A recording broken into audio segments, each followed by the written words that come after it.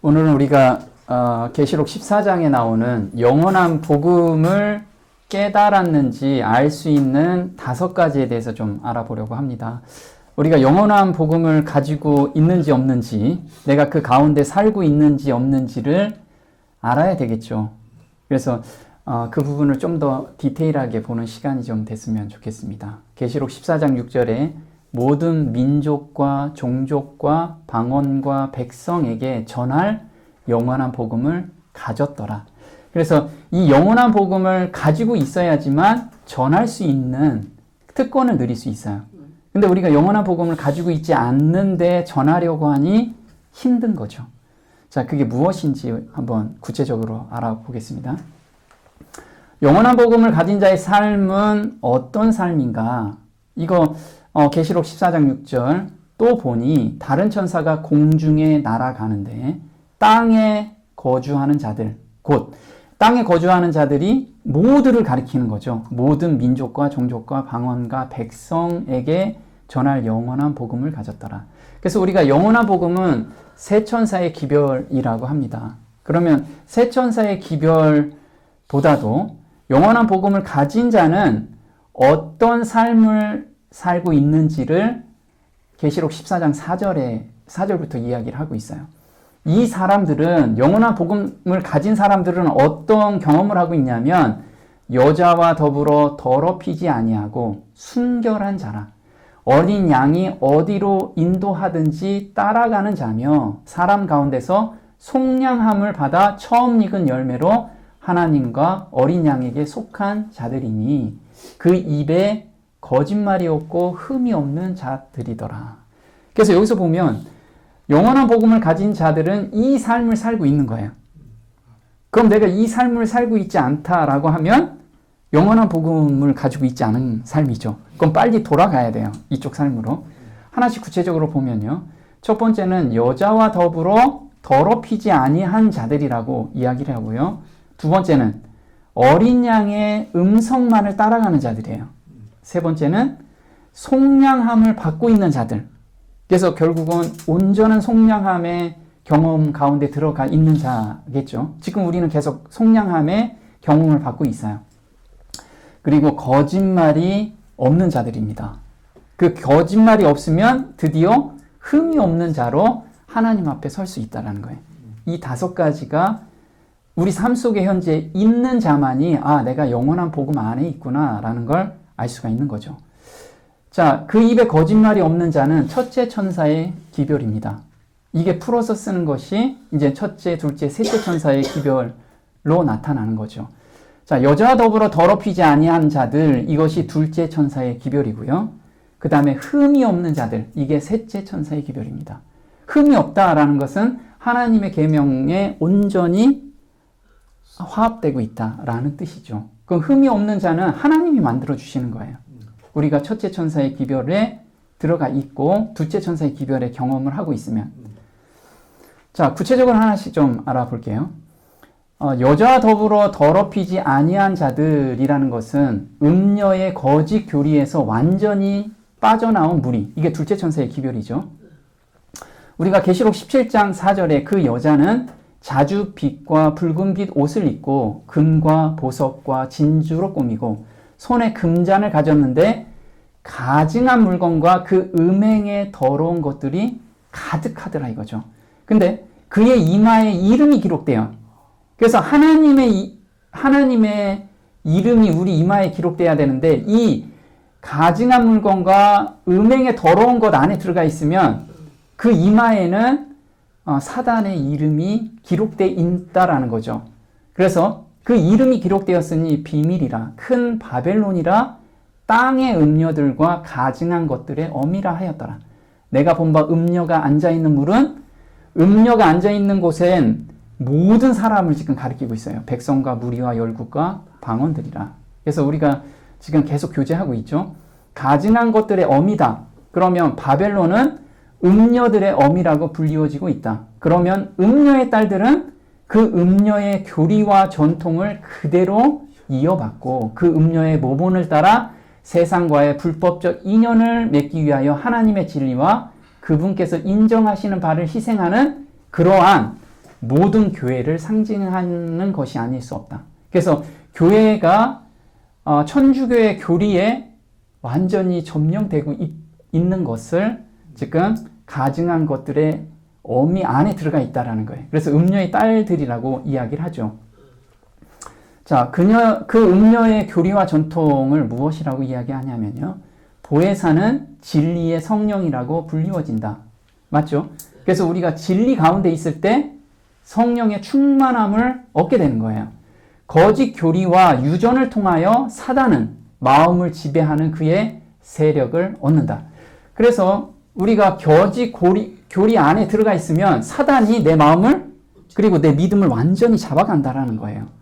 성령께서는 성경 말씀을 통하여 마음에 말씀하시며 진리를 심령에 깊이 새기신다. 그리스도께서는 모든 유전적이며 배양된 악의 성향들을 이기며 당신 자신의 품성을 당신의 교회에 새기는 거룩한 능력으로서 그리스도의 성령을 주셨다. 그의 성령을 주신 거죠.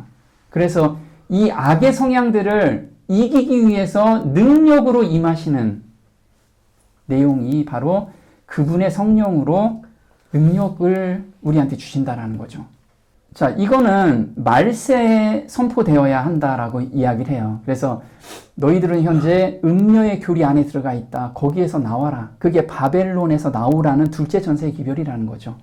음녀의 교리와 전통에서 빠져나온 무리가 외치는 기별이 둘째 천사의 기별이라고 이야기해요.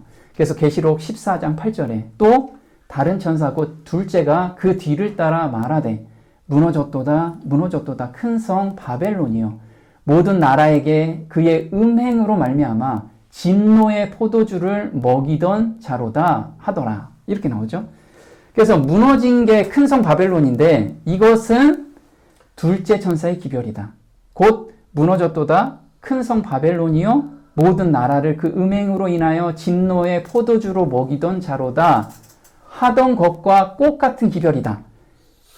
그 포도주는 무엇인가? 그 교회가 가진 거짓 교리들이다. 그래서 거짓 교리에서 나와라 하는 것이 둘째 천사의 기별이라는 거예요. 사단이 에덴에서 하와에게 말한 거짓말을 반복해왔다.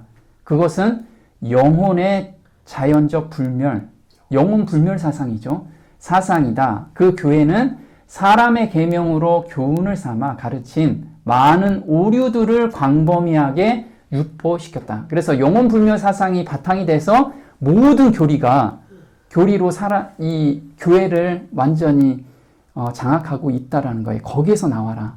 그래서 우리는 둘째 천사의 기별을 외칠 수 있는 사람들은 그리스도의 교리 안에 뿌리가 확고히 내린 사람들이라는 거죠. 어린 양의 음성만 따라가는 자들이에요. 두 번째는 우리 마음에 들어오시고 호소하시고 함께 동행하시는 분은 예수님의 영으로 그분 자신이라는 거죠. 자, 요한복음 10장 3절에 문지기는 그를 위하여 문을 열고 양은 그의 음성을 듣나니 그가 자기 양의 이름을 각각 불러 인도하여 내느니라. 자기 양을 다 내어놓은 후에 앞서가면 양들이 그의 음성을 예수님의 음성을 아는 고로 따라오되 내가 문이니 누구든지 나로 말미암아 들어가면 구원을 받고 또는 들어가며 나오며 꼴을 얻으리라. 내 양은 내 음성을 들으며 나는 그들을 알며 그들은 나를 따르느니라. 그래서 우리가 거듭남의 경험이라는 게 그가 자기 양의 이름을 각각 불러 인도하세요. 그래서 우리는 그룹으로 구원받는 게 아니에요. 각각 그 상황에 맞춰서 예수님께서 이름을 불러내세요. 그리고 이제 성화에 대해서는 들어가며 나오며 꼴을 얻으리라. 그래서 예수님이 문인데 거기에서 오며 가며 계속해서 성화의 경험을 하게 된다라는 거죠. 그럼 예수님의 음성만을 우리가 따라가야 된다라는 거예요. 이게 계시록 3장 20절에 볼지어다 내가 문 밖에 서서 두드리노니 누구든지 내 음성을 듣고 문을 열면 내가 그에게로 들어가 그와 더불어 먹고 그는 나와 더불어 먹으리라. 그래서 예수님의 음성을 듣고 우리는 하늘 도성까지 가야 된다는 거죠. 자, 하나님의 말씀이나 하나님을 대표하는 그의 기별자들을 통하여 주시는 경고와 책망과 간청은 다 마음의 문을 두드리시는 소리요, 문을 열라고 간청하시는 예수님의 목소리이다. 즉각적으로 예수의 음성에 주의를 기울이지 않으면 그 음성은 다른 많은 음성들과 섞여서 마음에 혼란이 생긴다. 그래서 우리가 말씀을 읽고 또 이렇게 듣다가 또는 깊이 묵상하다가 마음에 울림이 있는 것들이 있잖아요. 말씀으로. 거기에 내가 아멘하고 순종할 때 이때 그 다음 핏을 우리한테 계속 주신다라는 경험을 주시는데 우리는 미적미적거린다는 거예요. 그럴 때 이제 사단이 여러 가지 음성을 또 줘요. 세상 근심 걱정, 먹고 사는 것 이런 생각을 넣어주기 때문에 우리는 바로바로 그 음성에 순종할 때 더 밝은 빛으로 우리 믿음이 자라날 수 있다는 거죠. 즉 세상의 염려, 사업들이 우리의 주의력을 빼앗아가고 확신은 사멸해버린다.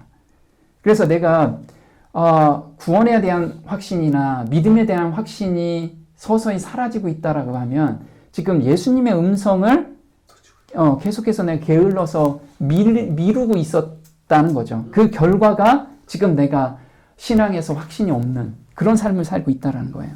천하의 구원 얻을 다른 이름을 주지 않으셨어요. 그래서 예수의 음성만을 듣고 우리는 따라가는 거죠. 우리는 하나님께 나아갈 하나의 통로만을 가지고 있다. 그래서 only one channel of approach to God. 그래서 하나님께 가는 것은 유일한 한 채널만 우리한테 주셨어요. 우리의 기도는 단 하나의 이름, 우리의 대원자 주 예수의 이름을 통해서 그에게 나아갈 수 있다. 그분의 영은, 예수의 영은 우리의 기도에 영감을 불어넣어야만 한다. 주님께서 친히 우리 마음에 그 불붙는 갈망을 불러 일으키셔야 한다. 우리 속에서 성령은 말할 수 없는 탄식으로 우리를 위해 간구하신다. 이 간구하시는 분도 그분의 영이 우리 마음을 감동시킨다라는 거예요. 자, 교회들이 병들어 죽게 된 이유는 원수가 두려워 떠는 영혼들에게 낙담하는 가마를 주기 때문이다. 그는 예수님을 보혜사로 또한 이것이 정론이 너희는 이리로 행하라고 말씀하시면서 그들을 훈계하시고 경고하시며 깨우치시는 분이심을 생각하지 못하도록 힘쓰고 있다. 사단은 영혼과 구주 사이에 자신을 개입시키므로 그의 최대의 성공을 쟁취해왔다. 그래서 내가 기도할 때 예수님과 다이렉트로 내가 연결되지 않고 그 중간에 무엇인가 끼워 넣게 되면 병든다라는 거예요. 그는 가란 심령에게 생수이시다. 그는 우리의 의요 성화요 우리의 구속이시다. 자, 속량함을 받고 있는지를 우리가 오늘 돌아봐야 돼요. 예수님의 마음을 갈망하며 사는 무리, 예수님의 마음 즉 의를 사는 사람들이에요. 돈 주고 사는 사람처럼 산다라는 뜻이죠. 그래서 속량함이라는 뜻, 우리 계시록 14장 4절에 사랑 가운데서 속량함을 받아 처음 익은 열매라라고 이야기를 합니다. 자, 이 속량함이라는 뜻이 원어로는 뭐라고 하냐면 아고라조라고 해요. 사다. 이게 계시록 3장 18절에 같은 단어입니다. 내가 너를 권하노니 내게서 불로 연단한 금을 사서 부유하게 하고 흰 옷을 사서 입어 벌거벗은 수치를 보이지 않게 하고 안약을 사서 눈에 발라 보게 하라. 물은 내가 사랑하는 자를 책망하여 징계하노니 그러므로 내가 열심을 내라 회개하라. 자, 우리가 사는 유일한 방법이 뭐예요? 회개하는 거예요. 열심을 내서 회개하는 거. 그 마음을 달라고 갈망하는 거, 간구하는 거. 우리는 그럴 때 이 금을 살 수 있고 흰 옷을 살 수 있고 안약을 살 수 있다라는 거예요. 우리한테 우리가 가지고 있는 것은 뭐밖에 없다고 그러죠? 죄밖에 없죠. 그래서 죄를 예수님께 드리고 믿음을 사고 흰 옷을 사고 안약을 사는 거예요. 자, 예수께서 우리를 보고 자기에게서 사라고 하시는 금은 불로 연단한 금이다. 그것은 금은 무엇이냐면 믿음과 사랑이라고 하는 금이며, 자, 우리가 믿음이 있나요? 우리가 사랑이 있나요? 없어요. 이건 예수님께만 있는 거예요.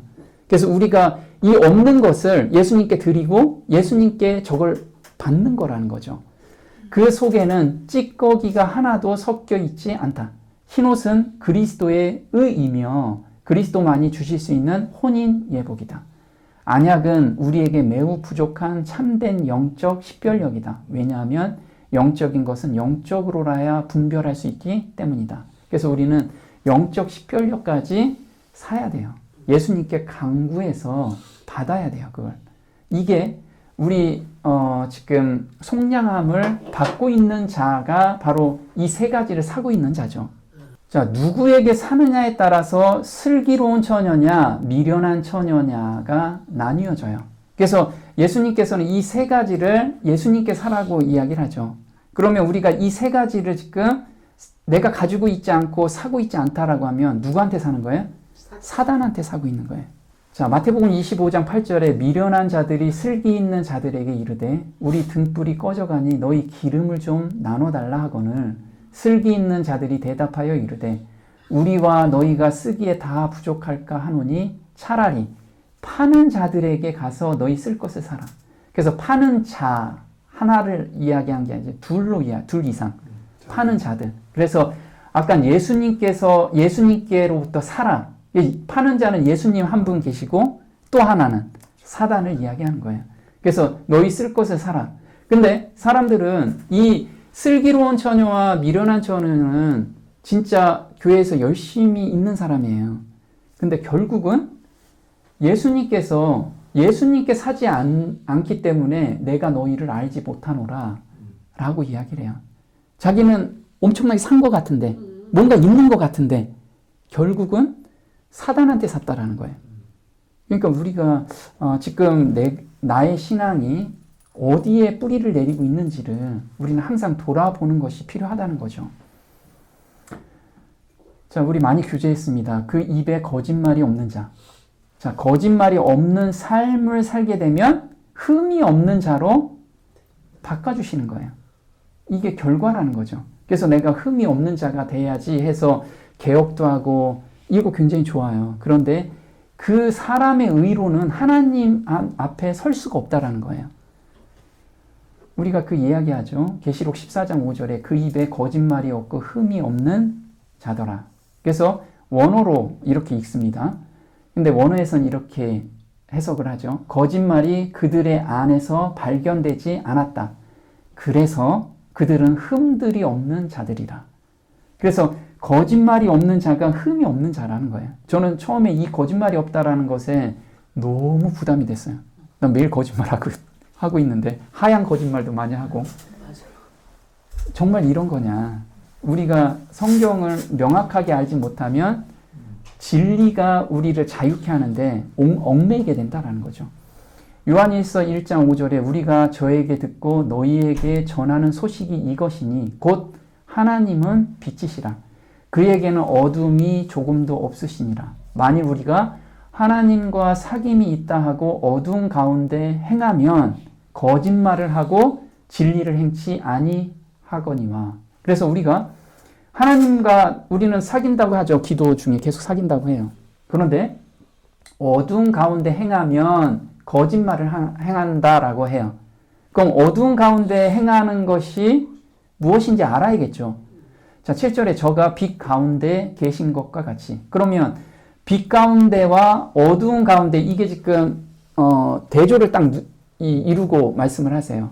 그래서 우리도 빛 가운데 행하면 우리가 서로 사귐이 있고 그 아들 예수의 피가 우리를 모든 죄에서 깨끗하게 하실 것이요. 그래서 빛 가운데 우리가 행하면 그 다음 일이 뭐냐면 우리 죄를 도말해 준다는 거예요.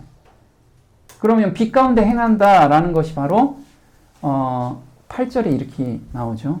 만일 우리가 죄 없다 하면 스스로 속이고 또 진리가 우리 속에 있지 아니할 것이요. 만일 우리가 우리 죄를 자백하면 저는 미쁘시고 우로사 우리 죄를 사하시며 모든 불의에서 우리를 깨끗게 하실 것이요. 저기가 똑같죠. 빛 가운데 행하면 죄를 도말시켜 주는데 여기는 죄를 자백하는 것이 빛 가운데 행하는 거라고 이야기를 합니다. 그래서 내가 매 순간 나의 자에서 올라오는 것, 죄된 것을 올라오는 걸 예수님께 즉시 드리면 빛 가운데 행하는 내용이에요. 그러면 거기에서 새 마음으로 변화시켜 주는 것은 하나님의 역할이라는 거예요. 그래서 내가 게을러서 있다가도 여기서 벗어나고 싶어서 계속 헌신하면서 하나님께 새 마음을 달라고 했을 때 마음이 한순간에 바뀌는 거죠. 그럼 이제 게을러졌던 것이 다시 부지런해지고, 이렇게 그 행동은 결과라는 거예요, 결과. 그래서 만일 우리가 범죄하지 아니하였다 하면 하나님을 거짓말하는 자로 만드는 것이니, 그래서 우리는 내 의로 무엇인가를 만들어내요. 그래서 내가 좀 의롭다라고 생각하는 것이 바로 하나님을 거짓말하는 자로 만드는 거예요. 우리는 정말 우리 의로는 하나님 앞에 절대 설 수 없는, 그걸 우리는 항상 자각을 해야 돼요. 나는 정말 먼지와 같은 존재고 나한테 올라오는 건 죄밖에 없다라는 걸 우리가 항상 생각하면 나를 의지하지 않게 된다라는 거죠. 그의 말씀이 우리 속에 있지 아니하니라. 첫째 천사의 기별을 경험하고 있는 자들이 바로 우리 죄를 자백하는 자들이에요. 자, 첫째 천사의 기별에서 죄를 자백한다. 이게 십자가에서 우리가 죄를 자백하죠. 십자가. 우리가 양을 끌고 번제단에서 내 죄를 양의 머리에 안수를 하고 다 고합니다. 그럼 그 죄가 어디로 넘어가요? 양한테 넘어가죠. 그리고 제사장이 그 양을 각을 떠서 저기 번제단에 올려놓습니다. 이게 십자가라는 거예요. 그리고 나서 이게 하나님을 두려워하며 그에게 영광을 돌리라. 이게 첫째 천사의 기별인데, 하나님을 두려워한다라는 뜻이죠. 자, 하나님을 두려워한다라는 것은 시편 31편 19절에 주를 두려워하는 자, 하나님을 두려워하는 자를 위하여 쌓아두신 은혜, 곧 주께 피하는 자를 위하여 인생 앞에 베푸신 은혜가 어찌 그리 큰지요. 그래서 인생의 모든 문제를 가지고 하나님께 피하는 자가 하나님을 두려워하는 자라는 거예요. 그래서 내 죄를 모두 고하고 나의 근심 걱정을 하나님께 다 고하는 것이 하나님을 두려워하는 자. 이게 첫째 천사의 기별이라는 거죠. 자, 두려워한다라는 걸 보면 희생 제물들을 통하여 드리는 하나님께 대한 예배 제도가 세워졌으며, 하나님을 두려워한 사람들은 하나님 앞에서 저희 죄를 인정하였고 감사함과 거룩한 신뢰심으로 샛별의 오심을 고대하였다. 그래서 하나님의 성품은 두 가지죠. 두 가지로 나눌 수 있죠. 하나는 사랑이 충만하신 분, 또 하나는 공의로우신 분. 그래서 죄는 절대 용서할 수가 없는 분이에요. 그래서 우리가 죄를 고하면 예수님께서 그 죄를 온전히 도말하시는, 대신 져주시는 것. 그래서 우리한테 죄를 물으려고 했는데 예수님이 이미 다 갚으셨다라는 거. 그래서 하나님께서는 그게 공의라는 거예요. 공의. 죄는 반드시 처벌을 해야 되는데 우리 죄를 대신 예수님께 전가했다라는 거. 그래서 여기서 보면 그걸 아는 사람은 자기 죄를 인정하였고 감사함이 절로나지 않아요. 절로난다는 거예요. 감사함이.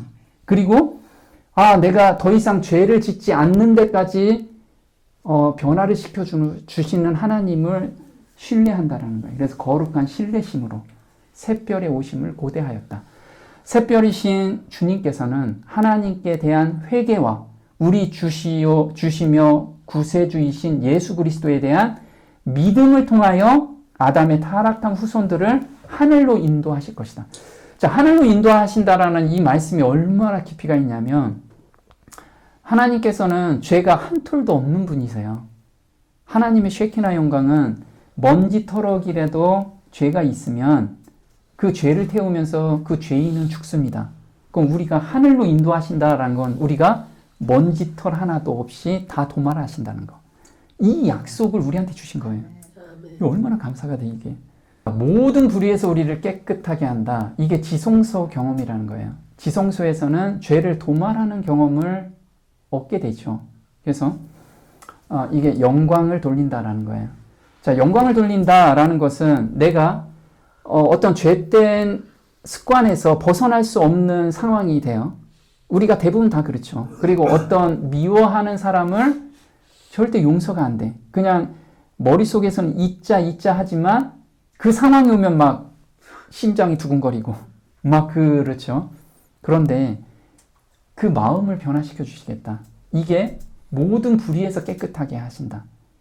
그래서 어디까지 가야 되냐면 나의 죄된 습성에서 온전히 더 이상 그게 나한테 큰 유혹이 되지 않을 때까지 마음을 변화시켜 주시고, 그리고 내가 그렇게 미워하는 사람을 위해서 그 사람의 구원을 위해서 기도하는 그 마음, 억지로가 아니고 그렇게 자원해서 마음이 변화되는, 그럼 하나님께 내가 영광을 절로 돌리게 되죠. 이게 첫째 선서의 기별이라는 거죠.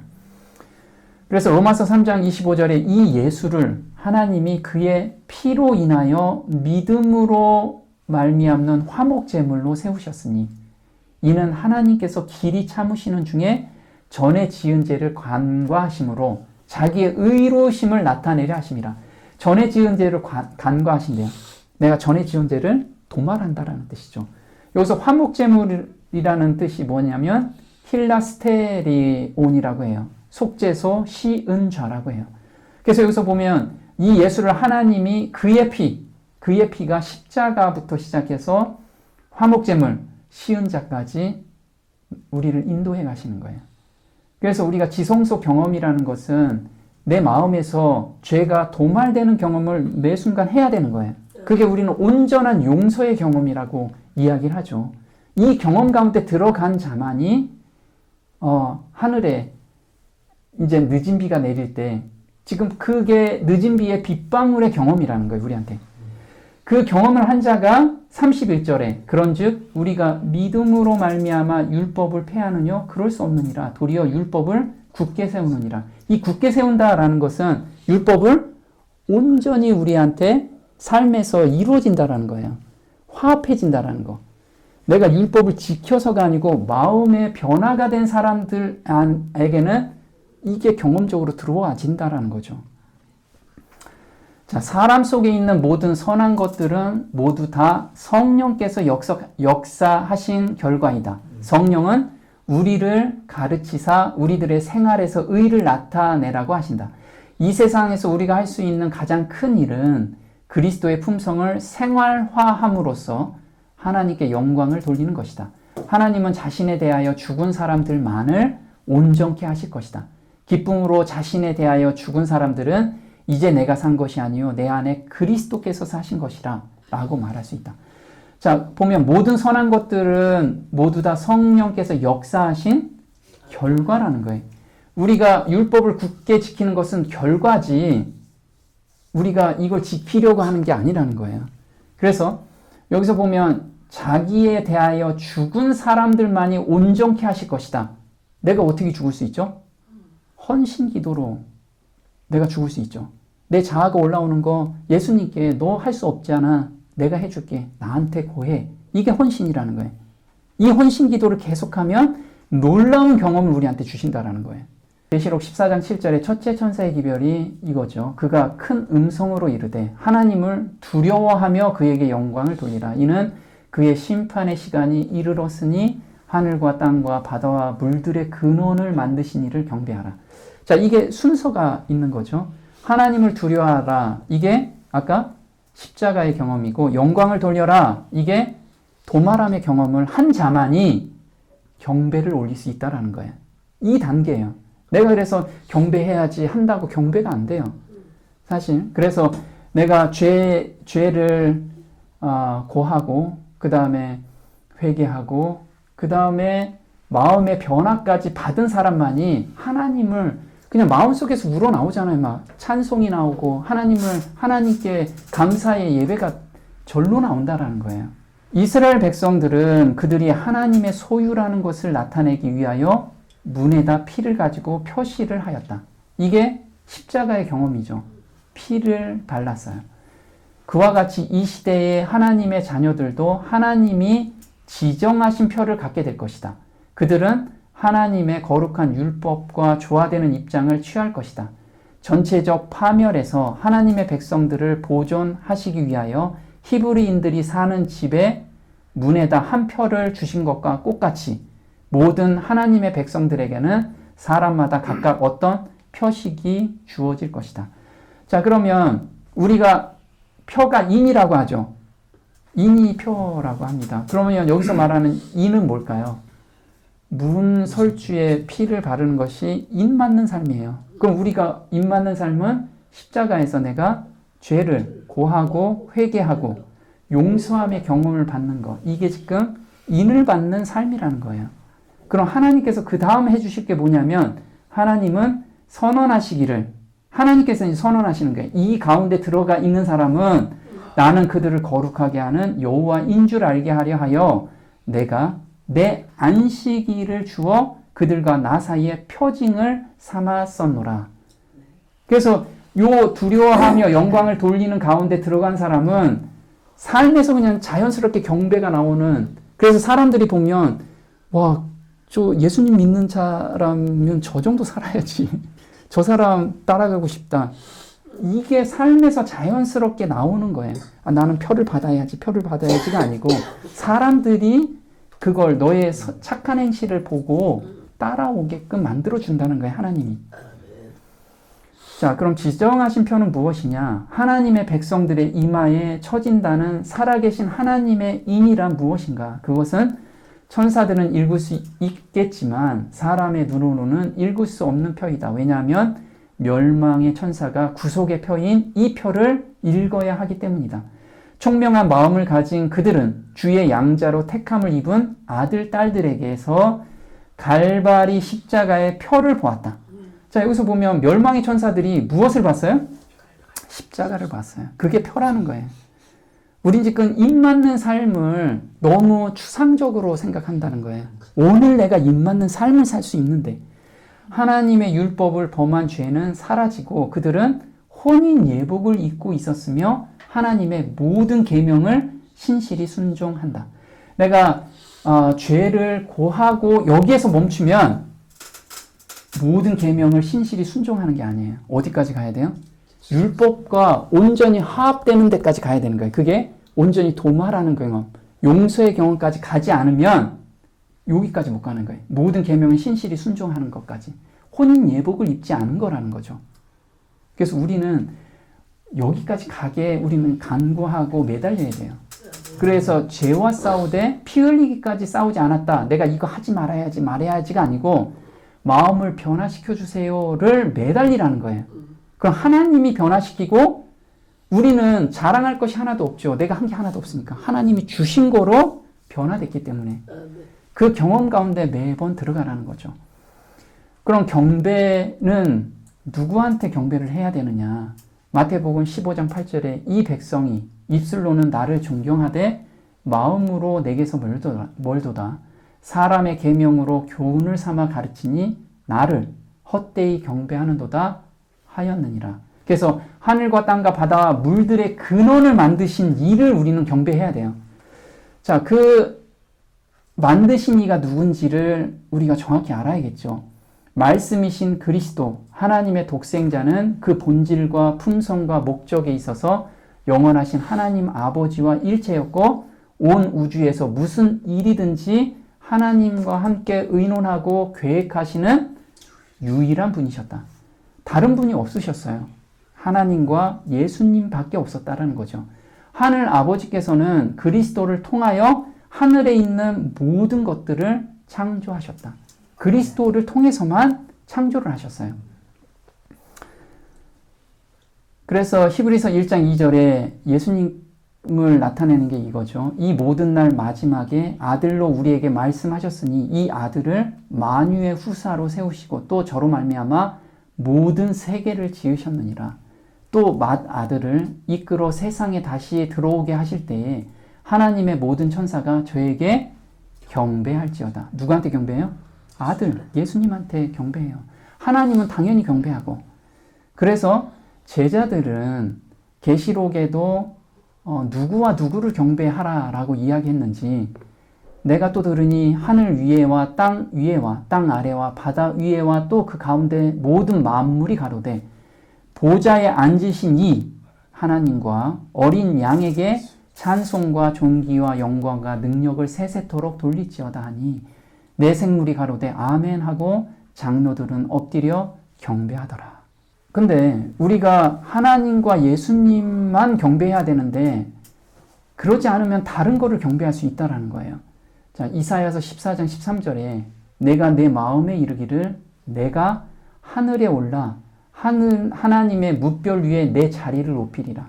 내가 북극 지폐 산 위에 앉으리라. 가장 높은 구름에 올라가 지극히 높은 이와 같아지리라 하는도다. 이게 사단이 이 마음에 우리 마음의 자리에 앉아 있을 수 있다라는 거예요.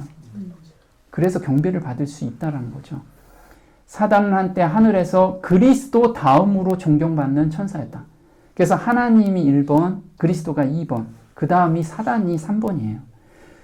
그의 얼굴은 다른 천사들처럼 온화하고 행복을 표현하고 있었다. 그의 이마는 높고 넓어 뛰어난 지성을 드러냈다.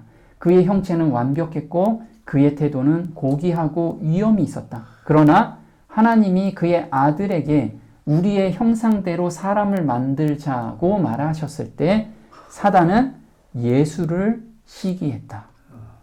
근데 이 시기심이 우리한테 다 전가받았죠. 네, 죄를 지음으로써 우리는 시기 질투가 자연스럽게 일어나는 존재가 된 거예요. 사단은 그리스도를 속이려고 빛의 천사와 같이 유혹의 광야에 나타났다. 때때로 사람들이 사단을 묘사하는 것 같이 사단은 그런 끔찍한 모습으로 사람들에게 나타나지 않고 빛의 천사처럼 나타난다. 그는 놀라운 이적을 행하면서 예수 그리스도를 가장하여 나타날 것이다. 그리고 사람들은 예수 그리스도께 하듯 그에게 엎드려 경배할 것이다. 마지막 때는 사단에게 대다수는 다 경배하게 될 거예요. 우리는 그런 가운데 들어가지 않으려면 우리한테 주신 성경에서 그리스도의 교리가 무엇인지를 깊이 연구하고 뿌리를 내리는 그런 성도가 됐으면 좋겠습니다. 오늘 여기까지 하겠습니다.